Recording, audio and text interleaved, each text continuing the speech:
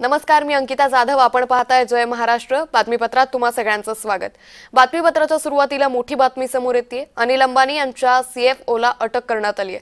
आर्थिक गैरव्यवहार प्रकरणी ईडीनं ही धडक कारवाई केली आहे. अशोक कुमार पाल यांना अटक करण्यात आलेली आहे. त्यामुळे सातत्यानं अनिल अंबानी यांच्या विविध कंपन्यांमध्ये चौकशी ईडीची धाड सत्र सुरू होतं आणि त्यानंतर आता अनिल अंबानी यांच्या CFOला अटक करण्यात आलेली आहे. आर्थिक गैरव्यवहार प्रकरणी ईडीनं धाड टाकलेली आहे. त्यामुळे आता यापुढे अनिल अंबानी यांच्या अडचणी मात्र आणि अधिकच वाढत असल्याचं चित्र सध्या स्पष्ट होतंय. आर्थिक गैरव्यवहार प्रकरणी ईडीनं ही धडक कारवाई केली आहे. अनिल अंबानी यांच्या CFOला अटक करण्यात आलेली आहे. अशोक कुमार पाल यांना अटक करण्यात आलेली आहे.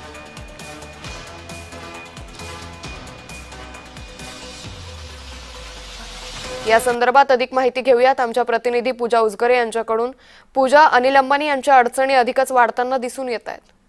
अनिल अंबानी ग्रुपच्या CFOला अटक करण्यात आली आहे. आर्थिक गैरव्यवहार प्रकरणी ईडीनं ही मोठी कारवाई केली आहे. उद्योगपती अनिल अंबानी यांच्या संबंधित अनेक ठिकाणी ईडीनं छापेमारी केली होती. मध्य प्रदेश आणि मुंबईमध्ये ही छापेमारी सुरू होती. तर रिलायन्सची कंपनी आहे अनिल अंबानी जी चालवत आहेत, तर ते 3,000 कोटींच्या बँक कर्ज घोटाळ्या प्रकरणी ही कारवाई करण्यात आली आहे.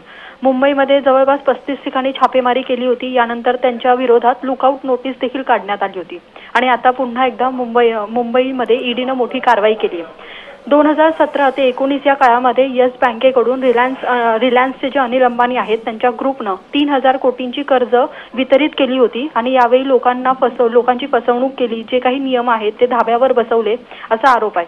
आणि हे जे काही आरोप आहेत, हे जे CFO आहेत, तर त्यांनी ही योजना आखली आहे असा त्यांच्यावर आरोप आहे आणि त्यामुळे त्यांना अटक करण्यात आली आहे. निश्चित. पूजा, खूप धन्यवाद आपण दिलेल्या सविस्तर माहितीसाठी. त्यामुळे आर्थिक गैरव्यवहार प्रकरणी अनिल अंबानी यांच्या CFOला या सगळा आर्थिक गैरव्यवहार केल्याप्रकरणी त्यांना अटक करण्यात आलेली आहे. आता यापुढे अनिल अंबानी यांचीही या सगळ्या प्रकरणामध्ये चौकशी होणार का? त्याचबरोबर पुढे अनिल अंबानी यांच्या कोणत्या कंपनींवरती अशा पद्धतीनं कारवाई होणार हे पाहणं अतिशय महत्त्वाचं ठरणार आहे.